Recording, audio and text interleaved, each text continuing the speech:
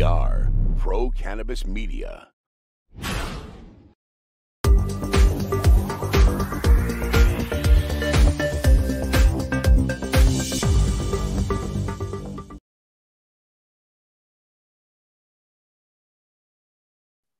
Live on LinkedIn, it's In the Weeds with Jimmy Young. That's me. And every week or so, we have an opportunity to go live on LinkedIn and talk with some of the movers and shakers in the cannabis industry.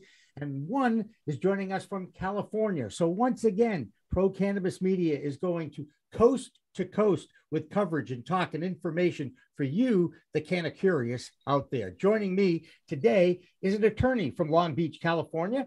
He's from the USC Gould School of Law, and he's been practicing law for 12 years in California. His name is Brandon Dorskey. Brandon, thank you so much for joining us today. Thank you for having me. It's a pleasure to be here, Jimmy.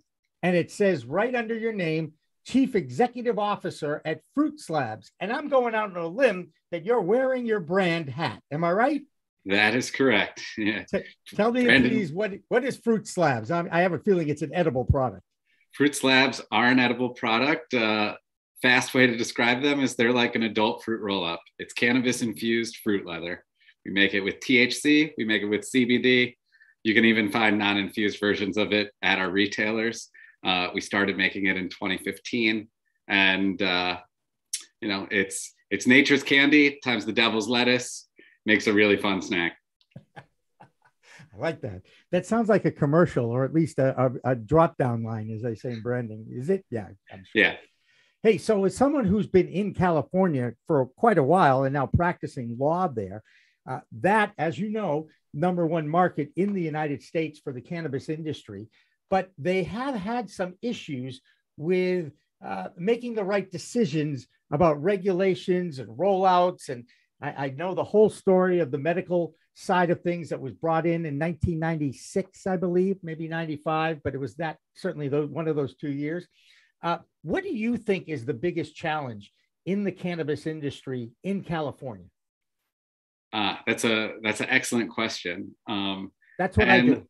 The biggest challenge, I'd say, is, metaphorically putting the toothpaste back in the tube. You can't do it. And they had a market here that emerged in 96 and matured and was working just fine. You could access and get cannabis if you needed it or wanted it in California's medical market. There wasn't really an inability to obtain cannabis if you wanted it or needed it through lawful means. Nonetheless, in 2016, we voted in a new paradigm that allowed for adult use or recreational cannabis that changed the whole operating structure, but it didn't entirely eliminate the existing infrastructure that had matured over 20 years. And there are a lot of people that got their cannabis through that mature market, some who have not migrated into the new market. There are actors in that old marketplace that haven't migrated into the new market because of the transaction costs or the inability to obtain licensure, or perhaps even their city doesn't allow licensed cannabis activity, but prior to that change in law, they did allow or permitted or tolerated these medical dispensaries. And so there's a whole ecosystem that predated the adult use market that is slow to die. And also, they're not impacted by the oppressive tax structure in California. So the product's also cheaper, and a discerning customer that is letting the cost guide them, some of them will just still purchase from that ecosystem. The product is not necessarily unsafe or dangerous. I mean, no one's ever died from cannabis. So just because it's coming from an unregulated place doesn't necessarily mean that it's unsafe. It doesn't go through the same testing standards and requirements or distribution requirements, but it's cheaper product. And that has frustrated the adult use market here in ways that other less mature markets or other states that didn't have a very robust medical market, they just don't experience that. Yeah, and it's funny, I know this for a fact, and I certainly read, probably 30 newsletters a week just to try to keep up on all the news that's going on in just about every state in the United States right now. And people know that this really is a product that has medicinal qualities.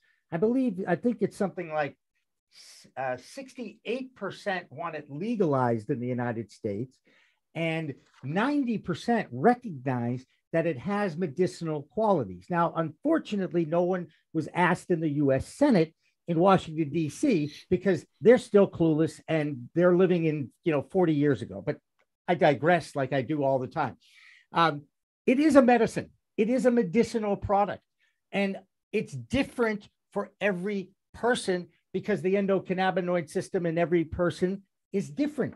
So it's a challenge, certainly, to just check off the fact that it's a medicinal product, and then say, oh, but you can also use it recreationally for adult use.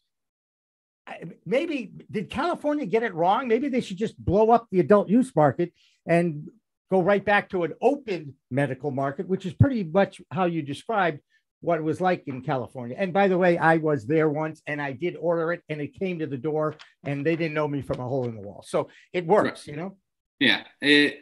I don't know if the solution is, well, let's just eliminate the adult use market. We're being disingenuous if we suggest that people don't just use cannabis sometimes to get high and feel good without a clear medicinal or therapeutic benefit. But, we're also kidding ourselves if we act like it's true that it has no medical benefits. It has tremendous medical benefits. We have a federal government that has said for decades that it has none. We have senators that continue to echo that sentiment that it has none, even though the proof is already out there that that's a lie. The government actually has a product, Epidiolex, right, for seizures that they checked off and said, yeah, well, this is a derivative of, but it's not really grown. We created it in the lab. Oh, and by the way, we're going to charge you, $45,000 for 30 pills or something ridiculous like that. Right. So would you say the government is being a little hypocritical here, you think? Yes. And I think that that reality, that awareness of that hypocrisy also frustrates it, convincing customers, convincing American citizens that getting your cannabis from an unlicensed marketplace is somehow a bad thing. It's like, you've been keeping us from this good, viable medicine for so long. Should I just trust you now that you're saying, well, we'll allow it now from these limited sources?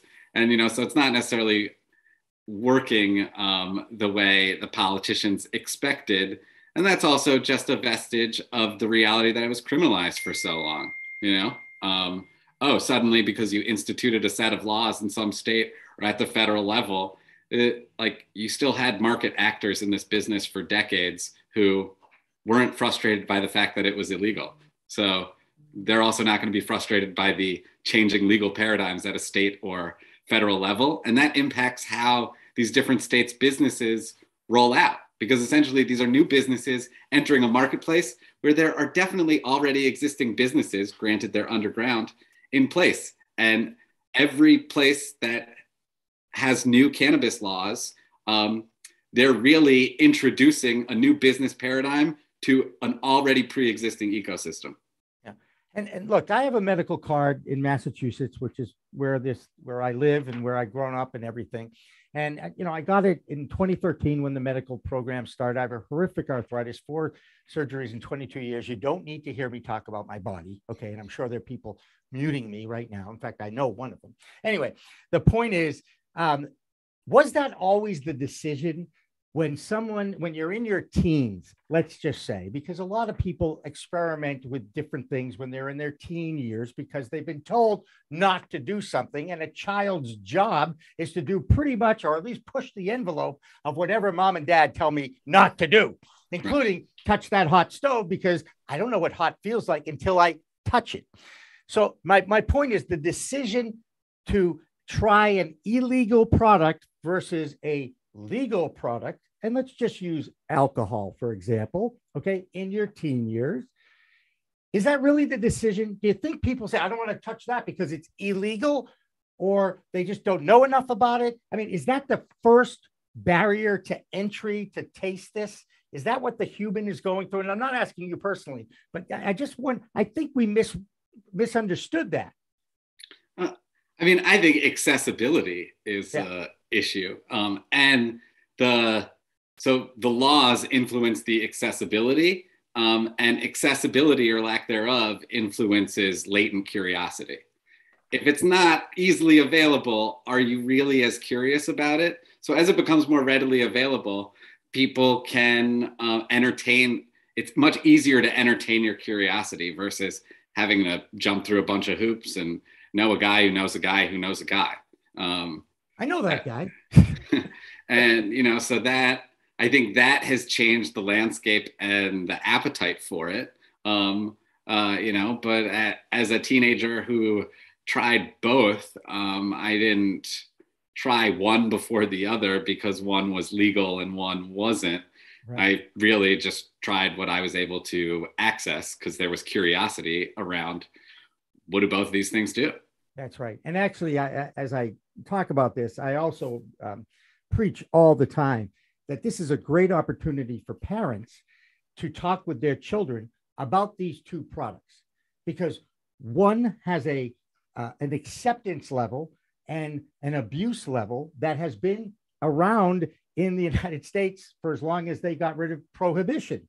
Right. And we have a lot of evidence that alcohol, too much alcohol can kill you, alcohol poisoning. And I tell you, it bothers me to no end. Every college year, I hear about somebody doing, something stupid at some party, and they die of alcohol poisoning. In fact, most recent one, I'm pretty sure, was 40 shots.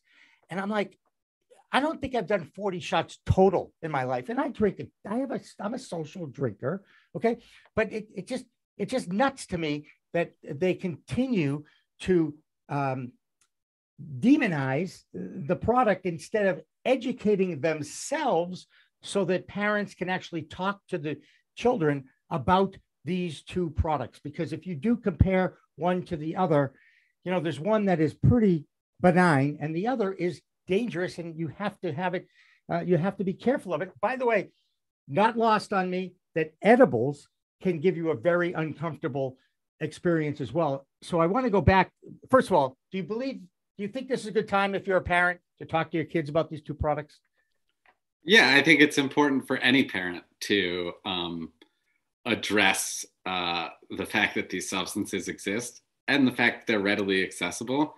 Right. And, when your child reaches a certain age, they're going to get exposed to it whether you want them to or not. And you should probably entertain that conversation if you want to have a, honest relationship with your children, and also to be an active and, concerned parent. If your child's not educated, they can't make an educated decision. Right. And it's truly education that drives this industry, because of the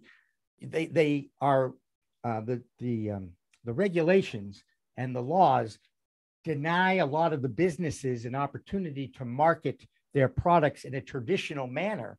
So they are limited to how they can educate the public. And a lot of it has to do with in-dispensary educational webinars or nights. There's plenty of stuff on the internet. Obviously, some of it's actually accurate. And so it is education that drives the bus here. Am I right? Education is critical. You don't know what you don't know. And because of cannabis's legal status for, almost the last 80 years, there isn't a lot of great education out there with respect to cannabis, whether on the medical end or just general historical knowledge. It's not really taught, it's not really taught to you in school. No, in fact, they teach a lot of the parents came through their era, and, Nancy Reagan's war on drugs and all that. And, they demonized it. And then they find out that, wait a second, I always thought that this was taboo. And this isn't that big a deal. And besides, it helps me sleep. It helps me at least forget about my pain and deal with it and manage it better. Mm-hmm. And of course, there are umpteen thousands of stories, and I'm sure you've heard them. Cannabis has saved my life. Cannabis has changed my life. Whether you are addicted to opioids and have used cannabis as an exit drug, or you suffer from Crohn's disease or multiple sclerosis. And again, another reason why it became legal medically in California, and they had a vibrant market when it was loose. Loose, right. Good way to describe it? Yeah, loose is a good way to describe it.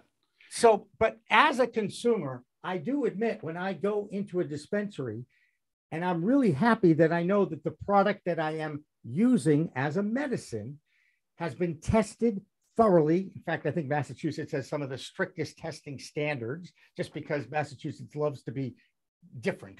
Okay. And just remember where it all began. Okay. Just remember that we had a tea party here in Boston, and I guarantee you there was cannabis at that tea party. Okay. And it wasn't just being thrown in the harbor. Right. So the point is, as a consumer and as a patient, I do feel much better about going into a store or a medical dispensary and finding the product that works best for me. But I also hear all these stories about people that are going to the adult use recreation, and they want to use it for medicinal purposes, but they don't want to have a medical card. And it really is strange to me because there's no tax on the medical side of things in Massachusetts, and there's as much as 20% on the adult use side. So where do you think this is going to go? Certainly in California, because you're more privy to what's going on there. Will they ever get this thing right? That's an excellent question. And I think, people's reservations, wanting to use it for medical purposes or medical applications, but having reservations about declaring on some sort of document or to their doctor that they're using it for medical purposes.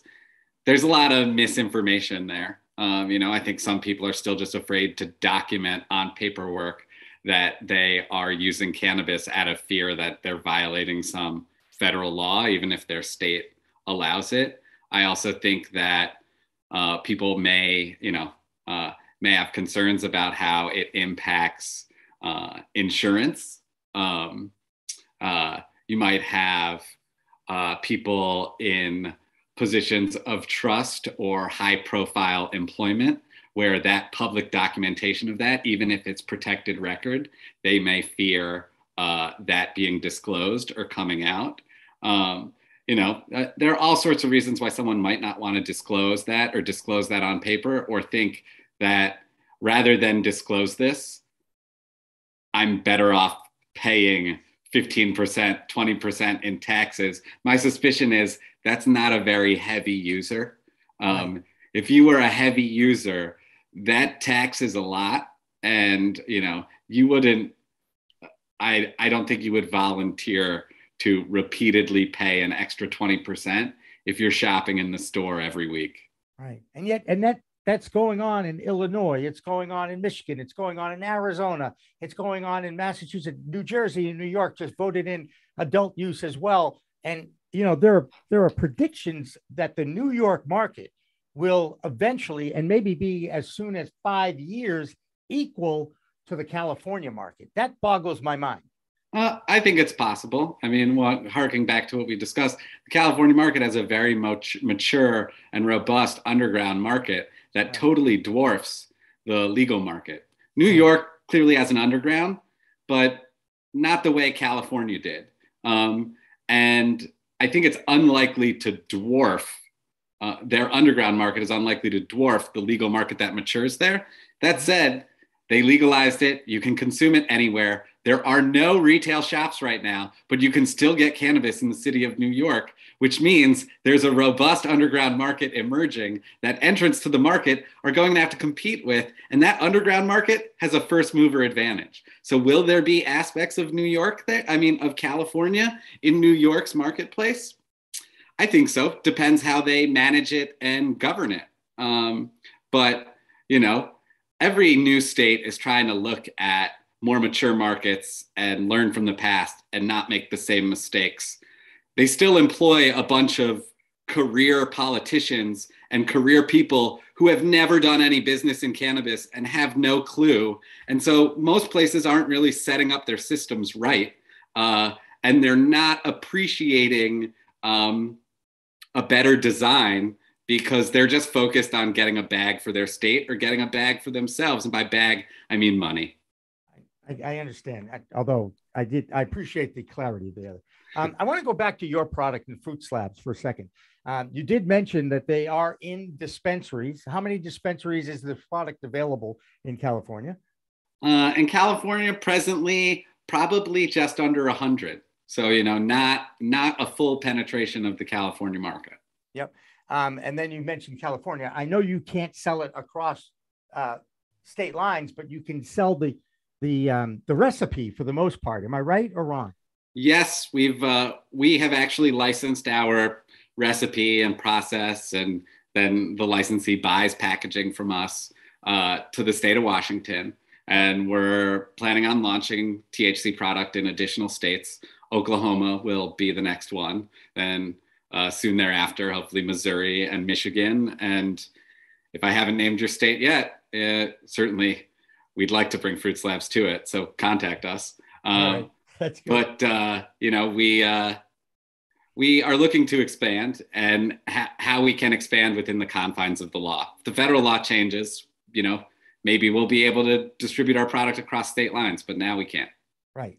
And there is, in Massachusetts, a limit of 5 milligrams per square or per gummy or per gummy worm or whatever. Is there a limit to THC in your edibles in California? In California, it's 10 milligrams per edible. So it's a more mature market. Of course, you need a little bit more in California. So our product is dosed as individual 10 milligram sort of fruit squares, or like a mini fruit roll up in the shape of a square. And we use 10 milligrams as our dosage in our THC product, as well as our CBD product. If we do find ourselves in a state like Massachusetts, then we likely would either have a 5 milligram square, or the square would be graded and you could rip it in the middle. It would still be 10 milligrams, but you could have a 5 milligram serving. Exactly how they do it here. Now, and I don't know you other than what we've known in the last 20 minutes, Brandon. Everybody has an edible story, right? The first time you tried it, the second time, maybe you reached for an edible thinking it was 2 5 milligrams, and it turned out to be 2 25 milligram squares, which is right before they changed those regulations, I might add. And I lost a day when that happened. Do you have an edible story? I mean, everybody does. Yeah, I have. I have numerous edible stories. Running an edibles brand, I have no shortage of opportunities to consume edibles. Right. Although one time I found myself on my travels in the airport, and I realized I actually still had some Fruit Slabs on me, and I felt uncomfortable traveling with them, so I ate them all. How many milligrams? It was 130 milligrams. Oh my God. And please don't tell me you were in the middle seat in an airplane.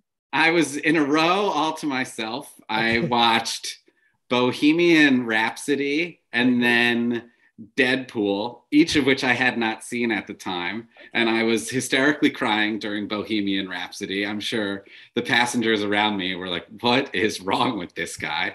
And then Deadpool, I was laughing hysterically, like in tears. And then I completely passed out in my seat and woke up right around when we were landing. So, and my life philosophy is, as long as you live to tell the story, Brandon, and you have, okay? Yeah. And you learned the lesson, I'm guessing, too. By the way, speaking of the laws, and you're right, it is still federally illegal. But from every article I read, and even in personal interviews with TSA employees, they admit they're not looking for personal cannabis use. In fact, I love the story of an attorney from Massachusetts who had a bag of weed, an ounce in his shaving kit, and went through the TSA line And he was like, oh, here we go. This is it. I forgot to take that out. It's in there. The TSA guy pulls out the ounce in his left hand, and then he pulls out the big tube of toothpaste and says, you know, you can't get on the plane with this toothpaste. It's too big. And of course, the attorney's like, oh, no, you know what? You can have that. You can throw that out. No problem. And he says, yeah, and this will just go back in the bag. And off you go. Yeah. So, I mean, those things happen. Those guys are humans too. And again, they're really just looking for explosives or weapons, things that can be used as weapons for violent crime. And I don't know about you, Brendan, but I don't know too many people who smoke weed that are really violent. Do you? No, I don't know a tremendous number of violent cannabis consumers. Yeah, for the most part, it's really all about relaxing and getting euphoric, and perhaps some creative thoughts happen, and it helps with your anxiety. I mean, there's so many elements to that endocannabinoid system that it interacts with that it affects everybody differently. And again, even though you're starting to see products that say relaxing, focus, a little bit of this, a little bit of that, that's a hybrid. A sativa may affect you one way, and an indica may affect someone differently. Same thing with indica. Mm-hmm. So again, there's a lot of self-medicating guinea pig going on, right? Yeah. And again, you mentioned there really hasn't been any one story of someone smoking it and dying, or eating it and dying, except for what happened in Oregon, where the human made a mistake of labeling, and it did cost a gentleman his life. I'm sure you know that story, right? I think I'm familiar with the story you're talking about. Well, I forget the brand, but mislabeled tincture product. And the reason why I know is Curaleaf is based in Massachusetts, and I know that was it, but it wasn't Curaleaf's fault. It was human error with mislabeling. And that, of course, is always going to be a factor. And the guy just had a really bad reaction to it, and I believe suffered a heart attack and passed. And now there's a lawsuit for that particular case. And I again, I like that you can say that there's no case. I think there was something in Mississippi or Alabama too, that they did put cause of death, marijuana overdose. But again, 2 out of how many billion people have used this product in the last, I don't know, 10 years, 100 years, thousands of years, right? So for the most part, use it responsibly, which is what we preach all the time here. And the mantra, I'm sure you know this mantra, then you're going to get to plug Fruit Slabs again, is you start low and you go slow. And don't be impatient if it hasn't hit you for an hour or two. Right? Well, yes.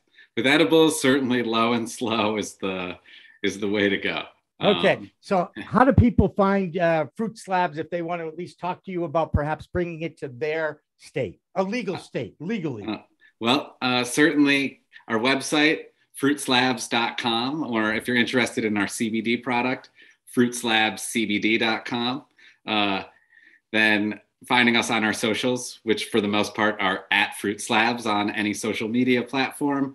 Our individual states are usually at Fruit Slabs, insert 2-letter identifier for state. So Fruit Slabs CA, WA, OK, etc. So those are our different state licensees if you're looking for our THC products in those states. Gotcha.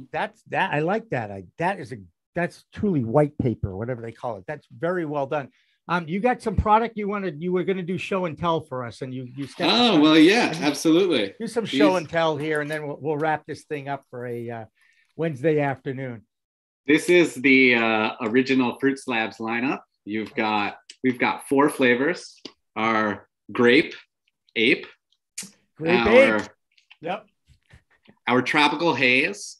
Tropical haze is a mango base with organic hemp seeds on top. And tropical fruit flavors. Then this is our OG mango. It's literally mango and kosher certified cannabis. That's it. 2 ingredients, totally delicious. Was Rabbi Yaakov Cohen involved with that kosher? Because do you know him? Oh yeah, yes, Rabbi Cohen, Whole Kosher Services. They're our friends. You can see the WKS right here on the back. Excellent. There we go. We were the first kosher certified edible in the adult use market. We're big fans of Whole Kosher Services and Rabbi Cohen. Shout out to them. And a muzzle tov from me. Okay. Yeah. All right. And our last flavor is the Mango Maui Wowie. It's mango, coconut, has coconut flakes on it. And we will be introducing our first new flavor to the market in several years. It'll be our first sour slab. It's called Aquamelon. It's watermelon sour. Still all natural ingredients, no artificial food coloring, no artificial flavoring, no added sugars, still 5 ingredients or less, still 10 calories or less per serving, 1 calorie or less per milligram, keeping it healthy, keeping it functional food. You're spewing out all those specs. I love that. Is it are some of them 1-to-1 ratio THC to CBD, and do they have any other cannabinoids in them besides CBD, like CBN? Correct. We do not yet sell a 1-to-1. Okay. We are exploring it. Our CBD products are made actually with currently they're made with broad spectrum. They used to be made with full spectrum, but as practitioners might know, sometimes the full spectrum oil you get is not viable for making end product because it has too much THC in it, otherwise known as hot hemp. To avoid that moving forward, we are using full spectrum. So if you work for the government, you work for the military, you can still safely consume our CBD products. You won't test positive on any drug tests you might be taking, which we think is important. We do have other cannabinoids in our products, but their presence is minor. We are looking into building out products that focus a bit more on the minor cannabinoids, CBG, CBN, as well as adaptogens and vitamins. We've piloted our core flavors with vitamin C, B, and D added to it. We're just trying to make sure it gets dialed in so it tastes the exact same. Because one thing we do pride ourselves on is our THC product, our CBD product, and our non-infused products. They all taste the same. You can't tell the difference. That is something you should pride yourself on. That's good, because there's nothing worse than opening up an edible. And well, it's not true. I actually enjoy the smell and the taste because it's been part of my life for so long.